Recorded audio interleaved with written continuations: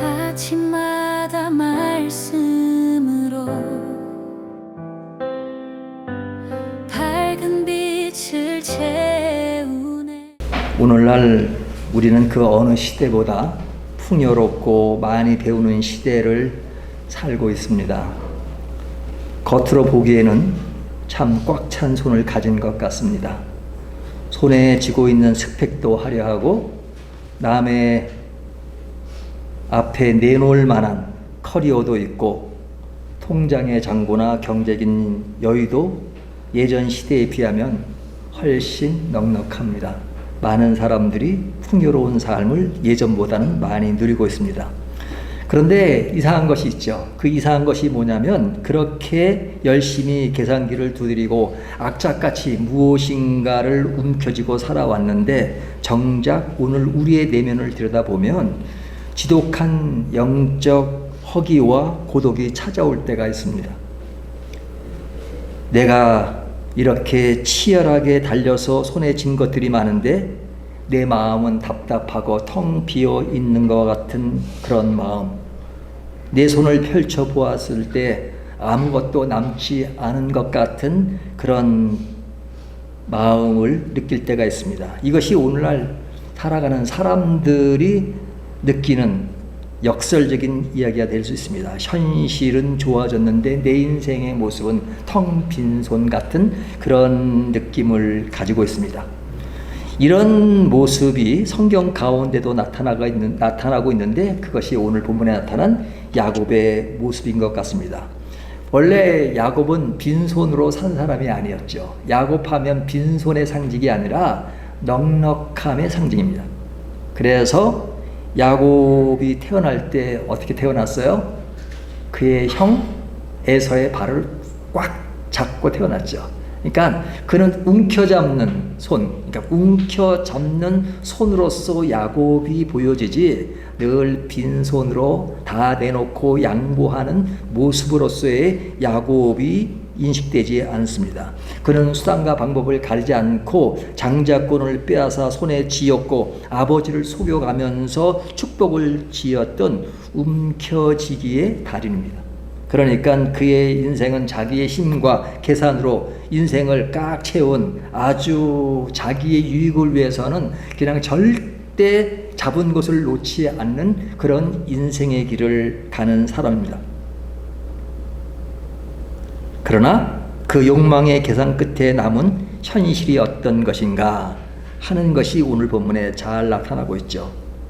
형에서의 칼날을 피해 지팡이 하나만 쥐고 홀로 광야를 걷는 처절한 빈손의 모습이 지난 주일 내용이었고 또 오늘 본문에도 그의 모습입니다. 그래서 그는 베델에서 겪었던 그런 홀로의 시간, 그것을 거쳐서 긴 시간을 거쳐서 지금 어디에 왔어요? 자기 삼촌이 있는 라반이 있는 하란까지 왔습니다. 그 오는 모든 과정은 뭐 기본적인 것들은 갖추고 있겠지만 그냥 전체적으로 보면 그는 빈손으로 예전에는 꽉 차 있는 환경과 좋은 여건 속에 살아갔던 야곱이 지금은 빈손으로 길을 달려왔고 도착한 것이 라반이 있는 지역의 한 우물가에 도달한 겁니다. 그러니까 그 우물가에 왔을 때 그는 어떤 모습이었느냐? 자기의 힘이 다 빠지고 자기의 계산이 멈춘 빈손의 자리에서 지금 그 우물가에 서 있는 것이죠. 그런 우물가에 서 있는 그 어떤 외형적인 빈손의 모습, 이것이 오늘 본문에서 굉장히 중요하게 다뤄지고 있습니다. 그런 상황 속에 하나님이 그를 어떻게 인도하시는가 하는 그런 내용을 오늘 본문이 담고 있는데요. 먼저 우리가 이 말씀을 먼저 좀 자세히 보면 1절을 한번 볼까요? 야곱이 길을 떠나 동방 사람의 땅에 이르러 그러죠. 자, 야곱은 베델 광야를 지나 드디어 외삼촌 라반이 있는 먼 타양 동방 사람의 땅에 도착했습니다.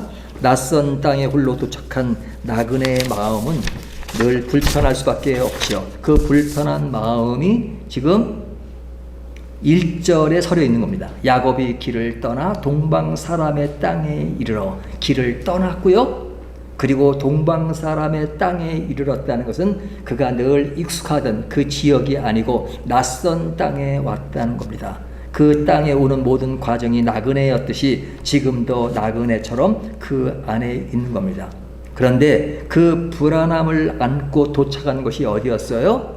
우물가였죠. 우물가. 그 우물가 풍경이 심상치가 않습니다. 그 심상치 않은 내용을 2절과 3절이 이야기하고 있는데요. 2절을 보면 본즉 들에 우물이 있고 그 곁에 양 세 떼가 누워 있으니 이는 목자들이 그 우물에서 양떼에게 물을 먹임이라. 큰 돌로 우물 어기를 덮었다가 3절 보면 모든 떼가 모이면 그들이 우물 아기에서 돌을 옮기고 그 양떼에서 물을 먹이고는 우물 아기 그 자리에 다시 그 돌을 덮더라. 그렇게 말씀하고 있죠.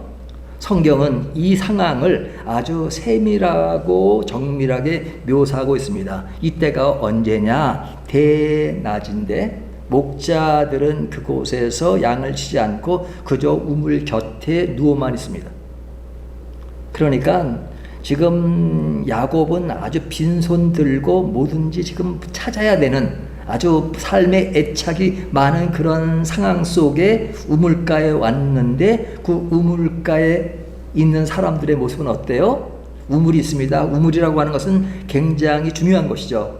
삶의 생명과 같은 곳입니다. 근데 그곳에서 살아가려면 물과 더불어서 양을 치면서 열심히 살아가야 하는데 거기에 놓인 목자들은 지금 어떠고 있어요? 대낮에 일할 그 시간에 그들은 누워있고 그들은 평안히 쉬고 있는 그 모습은 자기가 지금까지 온 그 여정과는 굉장한 차이가 있고 비교가 되는 그런 상황이잖아요. 그러니까 그런 것을 보면 좀 나와 다르구나 하는 생각을 하게 되잖아요. 제가 1980년도에 영국 유학을 갔는데 그때 우리나라는 어떤 분위기였습니까? 굉장히 열심히 일을 하고 아주 상업이 발달하는 그런 시대였잖아요. 그런 관점에서 보면 영국 사람들은 맨날 놀고 먹는 것 같아요. 그런 것처럼 지금 아마 야곱도 그렇게 느꼈을 겁니다. 그러니까 그런 것을 본 야곱이 다가가서 말하는 것이죠. 그 말하는 것이 뭐냐면 왜 물을 안 먹이고 쉬고 있느냐, 그런 이야기를 뭐 할 이유가 충분하죠. 그의 인식 속에는. 근데 그들이 왜 그렇게 해야 됐느냐, 그것을 성경은 자세히 이야기하고 있는데 큰 돌로 우물 아기를 막았다 그러죠. 네, 우물을 딱 막아놨습니다. 그 막아놨다가 그리고 양떼들이 다 모이면 그때 비로소 무거운 돌을 함께 치어서 양을 먹이겠다는 어떤 그 지역의 어떤 규칙, 그런 공동체 규칙 안에서 지금 이렇게 하고 있는 것이죠. 그러니까 지금 야곱이 볼 때는 지금 굉장히 중요한 시점이에요. 그의 인생에. 그들은 쉬고 있어요. 쉬고 있어요. 근데 쉬고 있는 그것을 가만히 들여다보니까 그 우물을 돌로 막고 있는 겁니다. 그러니까 그 막혀진 그 돌인 사실은 물리적인 돌이지만 야곱의 입장에서는 그가 베델에서 돌베개를 자고 있었던 그때 차가운 그 냉기처럼 지금 목자들이 놓여 있는 그 규칙에서 그들은 그냥 일하지 않고 쉬어야 하는 그런 것을 보면서 아하, 이들이 메말라 있는 그런 모습이 마치 자기의 신앙을 그대로 비춰주는 그런 모습으로 인식했을 겁니다. 그러니까 지금 긴 거리를 와서 그들은 그가 처음에 우물을 접했는데 접하는 그가 당면한 그 환경적인 요소는 그 돌이 우물을 막았던 것처럼 자기 인생의 모든 것을 꽉 막고만 있는 것과 같은 그런 심정으로 느꼈을 겁니다. 그러니까 그런 막힘이 있을 때 그 막힘들을 해소할 수 있는 그 야곱의 스타일을 보면 어떻습니까?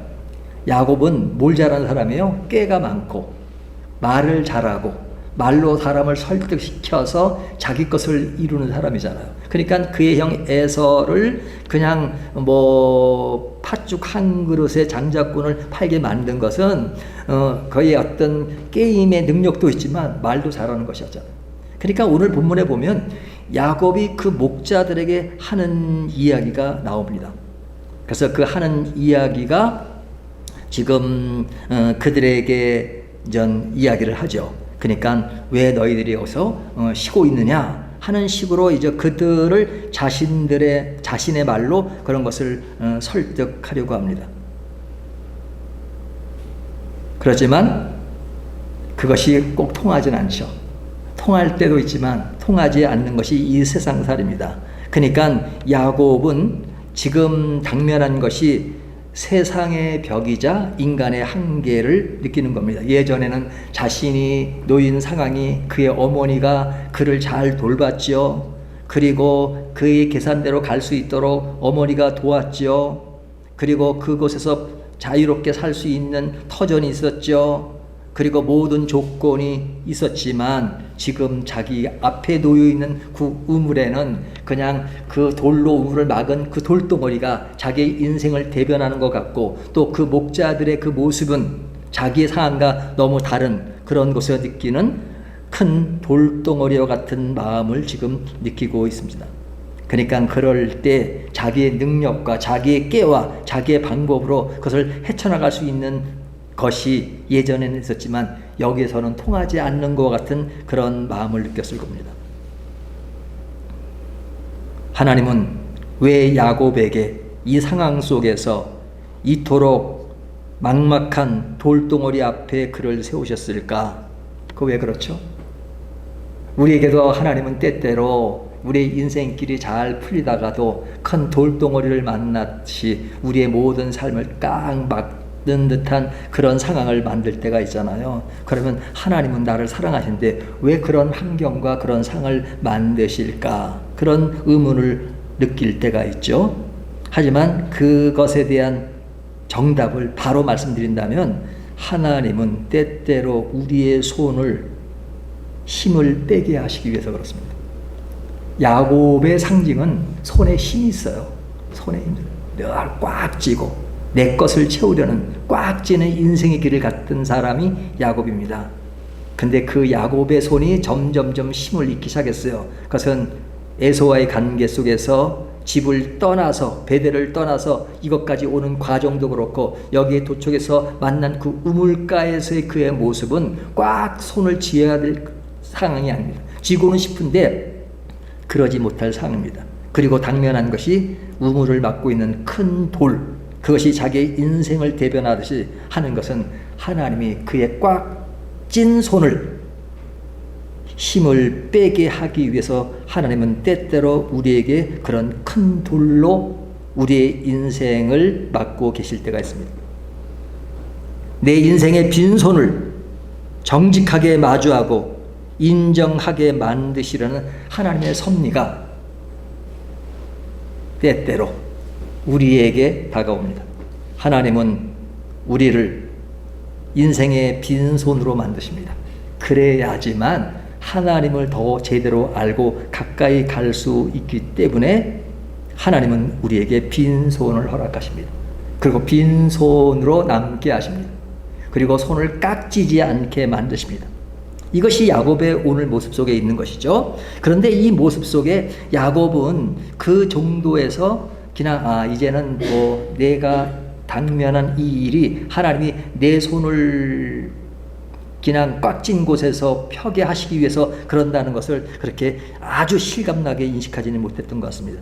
그러니까 4절부터 9절까지의 말씀을 보면 야곱은 아직도 정신을 차리지 못한 그런 측면이 있습니다. 인간적인 자아가 아직까지는 살아있어요. 어떻게 해서든지 자기의 주무기인 말재주와 인간의 수단으로서 이 상황을 뚫어보려고 목자들에게다가 협상을 시도합니다. 그 협상을 시도하는 것이 4절부터 6절까지 이야기인데요. 4절부터 6절까지 말씀을 보면 야곱이 그들에게 이르되 내 형제여 어디서 왔느냐? 그들이 이르되 하란에서 왔노라. 야곱이 그들에게 이르되 너희가 나홀의 손자 라반을 아느냐? 그들이 이르되 아노라. 야곱이 그들에게 이르되 그가 평안하냐? 이르되 평안하니라. 그의 딸 라헬이 지금 양을 몰고 오느니라. 지금 여기에 보면 야곱의 특유한 친화력으로 목자들을 향해서 뭐라 그래요? 내 형제요 그러죠. 내 형제요. 언제 봤다고 내 형제라고 합니까? 이것은 야곱의 친화력입니다. 형제라고 부르면서 인맥을 찾기 시작합니다. 인맥을 찾아야 뭔가 통한다는 어떤 그 야곱의 평상시에 그에 가졌던 그런 삶의 방식, 방법 이런 것이 나타난 겁니다.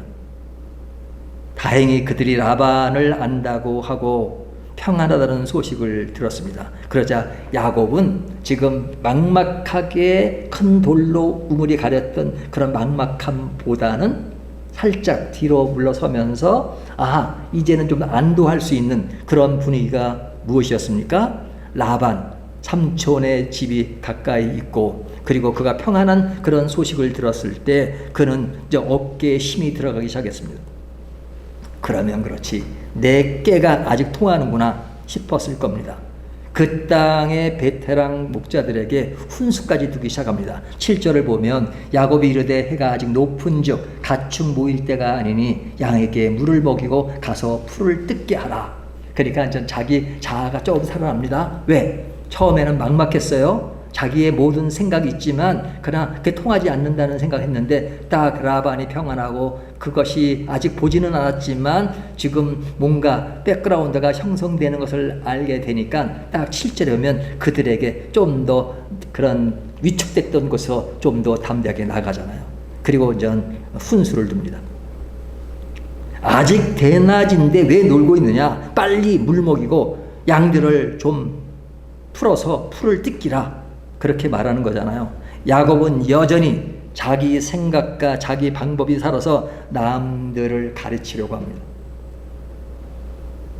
그러니까 그 말을 들은 목자들이 어떻게 반응해요?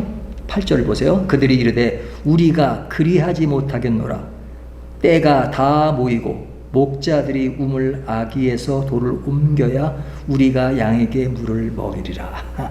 통하나요? 통하지 않나요? 그들은 양을 먹이는 목자로서의 그런 능력 이런 것이 아주 잘 돼 있는 사람들입니다. 그 사람에게 훈수를 떴는데 그 훈수를 받겠어요. 그러니까 도리어 그들이 그렇게 못하겠다. 그 못하는 이유가 뭐냐? 우리에게도 규칙이 있다 이거죠. 규칙. 그러니까 규칙은 지금 야곱은 잘 모르잖아요. 나그네요. 멀리서 온 사람이에요. 멀리서 온 사람이 뭘 안다고 우리 지역에 와서 훈수를 두고 있어요. 그러니까 그 사람들이 볼 때는 가소롭지 않았겠어요. 그러니까 알지도 못한 사람이 그런 것에 대해서 단칼로 야곱의 제안을 거절합니다. 야곱의 화려한 말재주가 있고 인간적인 주도권, 낯선 땅의 그런 모습을 모르고 하는 이야기지만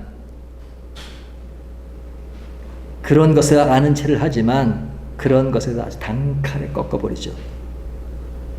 내 인생의 주도권을 쥐고 내 뜻대로 상황을 움직여 버렸던 야곱의 마지막 시도가 완전히 바닥을 치는 순간입니다. 이것이 야곱의 모습이에요. 그러니까 여기까지 모습을 보면 야곱은 힘들게 왔어요. 힘들게 오는 중에도 여전히 손에 힘이 들어간 부분이 있다. 현실적으로는 굉장히 힘든 어려운 상황인데도 옛날에 그 잔상이 남아있는 겁니다. 그런 잔상을 가지고 뭔가를 지금 시도해 보려고 했지만 그것이 통하지 않는 곳에서 이것이 통하지 않는구나. 통하지 않는 세상을 직면한 거죠. 똑똑한 사람, 또 인생에서 많이 성공한 사람들은 항상 성공한다고 생각하는 성향이 있습니다. 내 인생에 실패는 없다. 내가 하면 다 된다. 라는 자신감, 그런 것이 있을 때가 많죠. 왜? 실패해 보지 않고 모든 것이 잘 됐던 사람들에게는 그런 마음이 있습니다. 하지만 내 인생의 가장 큰 장벽을 만나면 그때 그 느끼는 마음은 크죠. 야곱이 그런 사람입니다. 야곱은 뭐든지 잘 되어 왔습니다. 그리고 자기가 원하도 다 됐던 사람입니다. 하지만 그는 어느 시점부터 그의 인생이 서서히 꺾이기 시작했습니다. 그리고 여기에서 그가 가졌던 그 힘을 발휘해 보려고 했지만 그러나 그것에서도 완전 꺾이고 있는 그 순간, 그것을 오늘 본문이 이야기하죠. 근데 본문이 그 이야기로만 딱 끝나면 굉장히 절망적이잖아요. 그 절망적인 상태는 야곱의 외형적인 모습이 달라진 겁니다. 그러니까 힘이 빠진 야곱에게 그나마 있던 조그만 힘, 그것마저도 완전히 빠지는 그 상태까지 이야기를 8절이 이야기하는 겁니다. 8절. 그런데 성경은 8절로 끝나지 않고 9절이 나옵니다. 9절에 뭐라고 말씀하고 있어요? 우리 9절을 같이 한번 읽어볼까요? 9절 같이 한번 읽습니다. 시작. 야곱이 그들과 말하는 동안에 라헬이 그의 아버지의 양과 함께 오니 그가 그의 양들을 치고 있었기 때문이더라. 여기 보면 누가 와요? 라헬이 옵니다. 성경이 말하는 것은 그가 말하는 동안에, 이 말이 중요합니다. 누구와 말하는 동안에요? 목자들과 말하는 동안에. 그 동안이라고 하는 것은 그냥 자기 말이 통하지 않는 그때를 말합니다. 그때라는 그 순간의 이야기는 이것은 뭔가 통하지 않는 막막한, 그리고 이제는 인생의 어떤 힘든 그 상황에 있을 때 딱 이야기하는 것이 뭐예요? 라헬이 오고 있다. 야곱의 모든 인간적인 방법이 막혀서 이제는 더 이상 어쩔 수 없다고 손을 늘어뜨린 바로 그 순간, 저 멀리서 라헬이 양떼를 몰고 우물가로 걸어오고 있습니다. 이것은 야곱이 기획한 것이 아니죠. 계획한 것이 아니죠. 야곱이 라헬이 이 시간에 온 것을 알고 있었겠어요? 생각지도 못한 것입니다. 야곱이 계산한 스케줄이 아닙니다. 야곱은 라헬이 언제 양을 치러 나올는지 전혀 알지 못하죠. 베델의 차가운 돌베개를 베고 잘 때 내가 어디로 가든지 너를 지키고 너와 함께 하겠다는 약속하신 하나님의 그 말씀이 있었지만 그러나 그 말씀이 언제 어떻게 통할지를 모르는 것이 야곱이었잖아요. 근데 그 순간에 그런 막연함 속에 지금 하나님은 약속을 하셨지만 그 상황 속에서는, 그 현실 속에서는 막막한 그 순간에 지금 누가 오고 있어요? 라헬이 오고 있습니다. 내 손에 힘이 없을 때, 좌절할 때, 내 계산대로 되지 않을 때 하나님은 그때 우리에게 임하십니다. 하나님의 정확한 타이밍은 우리가 상상도 하지 못한 그때 옵니다. 내가 손을 꽉 쥐고 내 힘으로 뭔가 하려고 할 때 하나님이 오시는 것이 아니라 절망적이고 내 손에 힘이 빠질 때 하나님은 그때 우리에게 짠 하고 나타날 때가 많습니다. 내가 말하기를 멈추고 하나님을 바라볼 때 하나님의 시계가 비로소 움직이기 시작합니다. 그럴 때가 우리가 인생의 경험 속에 많잖아요. 내가 다 포기하고 아니야, 그래 내가 힘들지만 그러나 다 손을 다 펼칠 때, 그런데 생각지도 않던 그 순간에 뭔가 이루어지는 것, 하나님의 임재하심이 느껴지는 그 순간을 우리가 많이 경험하지 않았습니까? 지금 야곱이 겪는 것은 바로 이겁니다. 그래서 지금 여기서 야곱이 그토록 만나고 싶었던 외삼촌의 딸 라헬이 눈앞에 나타나자 야곱은 거대한 영적 충격을 받습니다. 그리고 그의 행동에 놀라운 변화가 있죠. 그 변화를 어떻게 피력하고 있어요? 10절을 보면 야곱이 그의 외삼촌 라반의 딸 라헬가 그의 외삼촌의 양을 보고 나아가 우물 아기에서 돌을 옮기고 외삼촌 라반의 양떼에게 물을 먹이고 그러죠. 지금 여기서 보면 지금 야곱의 행동이 달라졌죠. 위축됐던 야곱이 아니라 지금은 갑자기 라헬을 보고 그가 위축된 것이 아니라 다시 살아납니다. 살아납니다. 살아나서 하는 것이 뭐예요? 그 인생의 가장 큰 절망처럼 느꼈던 그 우물을 막았던 그 돌을 그가 옮겨요. 그러면 그 돌을 함부로 옮길 수 있느냐? 옮길 수 없죠. 그 목자들이 그 만든 그런 규칙이 있는 건데 외지 사람이 와서 그걸 함부로 옮기면 되겠어요. 하지만 그가 옮길 수 있는 것은 여러 가지 요인이 있었을 겁니다.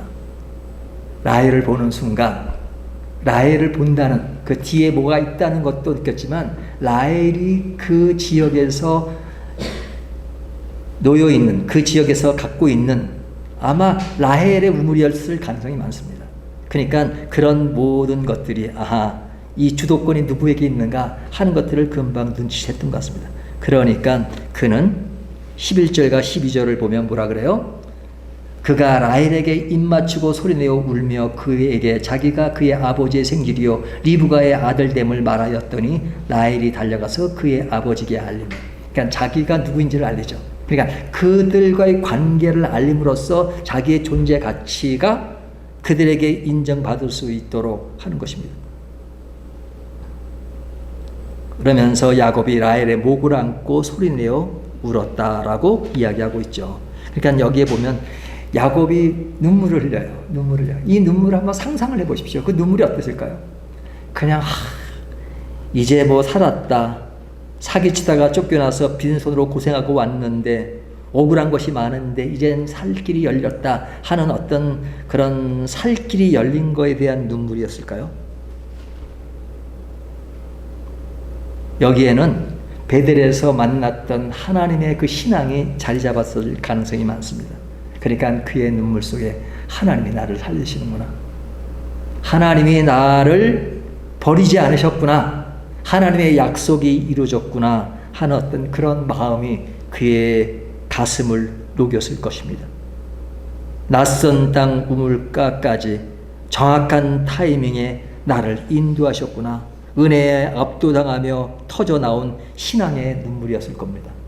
그 눈물은 라헬을 보면서 하나님이 그 시간에 약속된 것도 아니었고 서로 정해진 것도 아니었는데 그 순간에 하나님이 라헬을 보내시고, 그리고 뒤에 보면 그의 삼촌 라반을 만나게 한 그 모든 것들을 보면 하나님이 하셨구나 하는 것을 느끼게 되죠.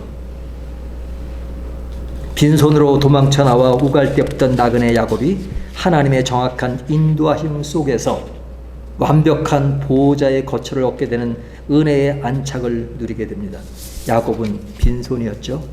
모든 만남과 안정을 자신의 공로가 아닌 하나님의 은혜로 고백할 수 있는 것, 이것은 바로 하나님의 타이밍이 있었기 때문에 그렇습니다. 그리고 이런 은혜를 경험한 야곱이 지금 뒤에 나오는 이야기는 이제 세월이 많이 흐르죠. 한 달이 지나고, 한 달이 지난 이야기를 합니다. 삼촌과 이제 우물가의 상황 속에서 옮겨져서 이제 그 집에 가서 이제 그가 어떻게 살아갈 것인가 하는 그 이야기를 하는 내용이 뒤에 나옵니다. 근데 그 뒤에 나오는 이야기가 뭐예요? 이제 약속하는 거죠. 이 라반은 굉장히 계산적인 사람이거든요. 아무리 자기의 조카라도 딱 이게 어떻게 할 것인가. 그래서 딱 이야기를 합니다. 근데 그때 이야기 나눈 것이 이제 뒤에 보면 어떤 얘기예요? 이제 라헬, 둘째 라헬을 그가 사랑하니까 그와 결혼할 것을 전제로 해서 7년 동안 일하는 약속을 하잖아요. 7년 동안 일하는 약속을 하잖아요. 근데 그 약속에 대해서 하는 그 이야기를 보면서 이제 기복 신앙을 가진 사람들은 야곱이 이런 고생을 통해서 이렇게 돼가지고 이렇게 이제는 안정권에 도달하고 이제는 그 라헬과 결혼하게도 되고 그러니까 어려움을 극복하게 되었다라고 뭐 기복 신앙자들은 그렇게 이야기하지만 사실은 이런 모든 것들은 사실은 하나님이 그 길을 인도하신 것이. 그 베델에서 하나님이 하시는 말씀이 내가 너를 어떻게 하겠다는 그 말씀이 핵심입니다. 그러니까 하나님은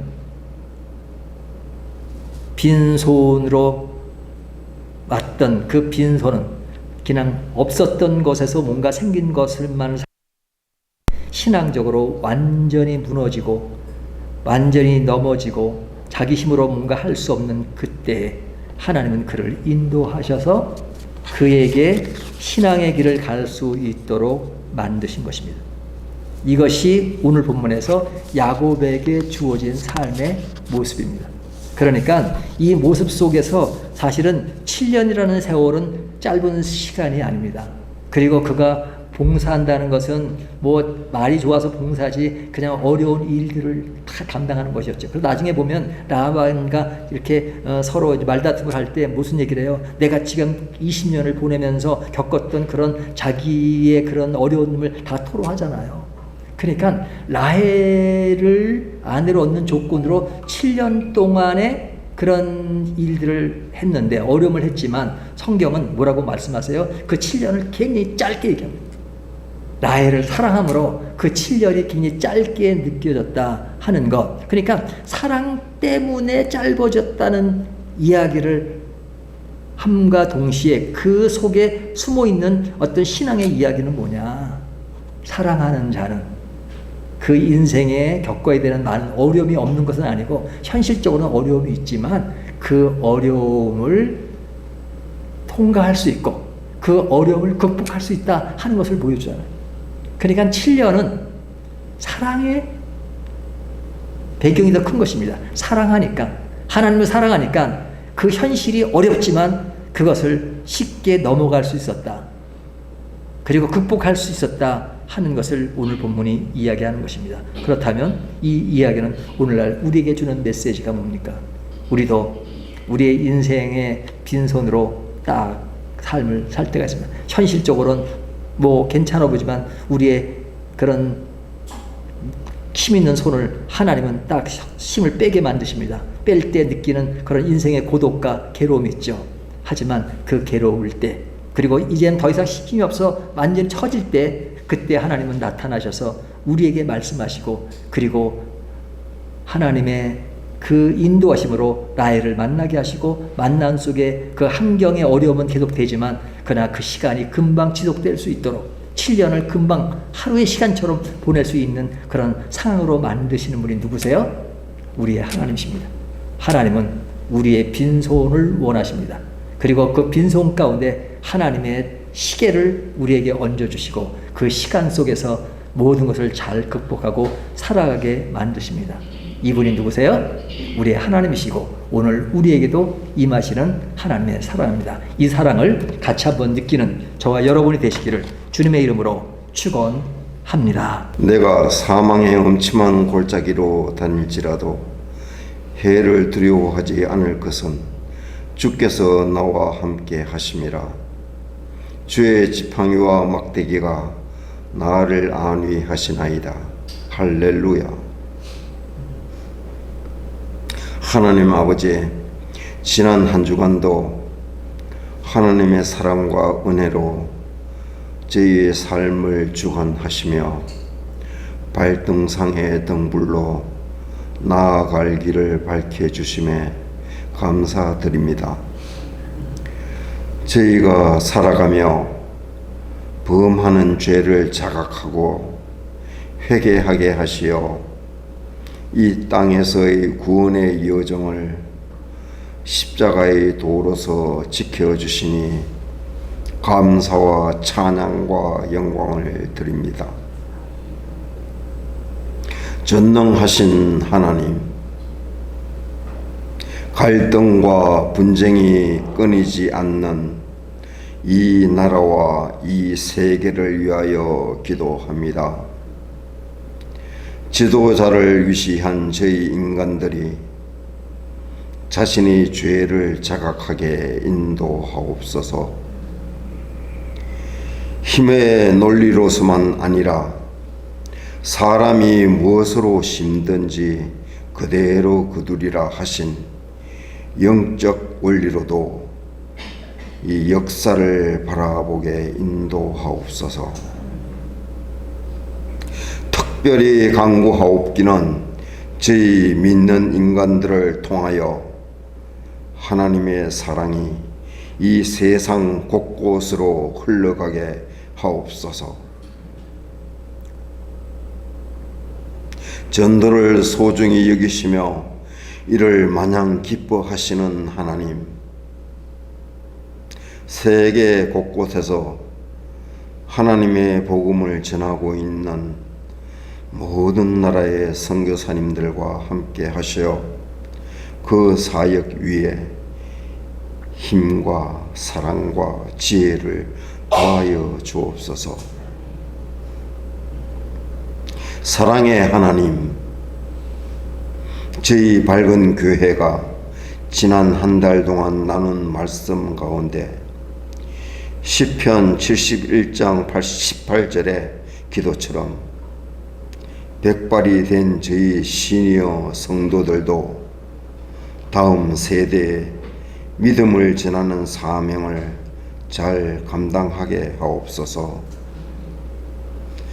또한 하나님 사랑이 저희 일상의 삶을 이끌어 가신다는 굳건한 믿음 위에 저희 삶의 가치관을 하나님 중심으로 세우게 하옵소서. 신령과 진정으로 드리는 이 예배 홀로 영광 받아주시고 임세일 목사님이 선포하시는 말씀을 통하여 저희들 복음의 은혜 누리게 하옵소서. 이 모든 말씀을 길이요 진리요 생명 되시는 우리 주 예수 그리스도의 이름으로 기도드립니다. 아멘.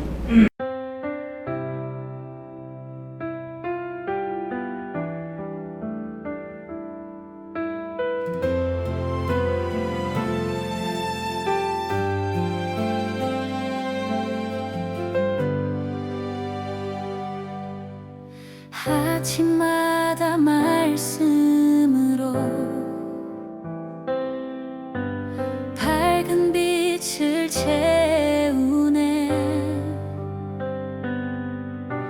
기도 속에 주님 계시고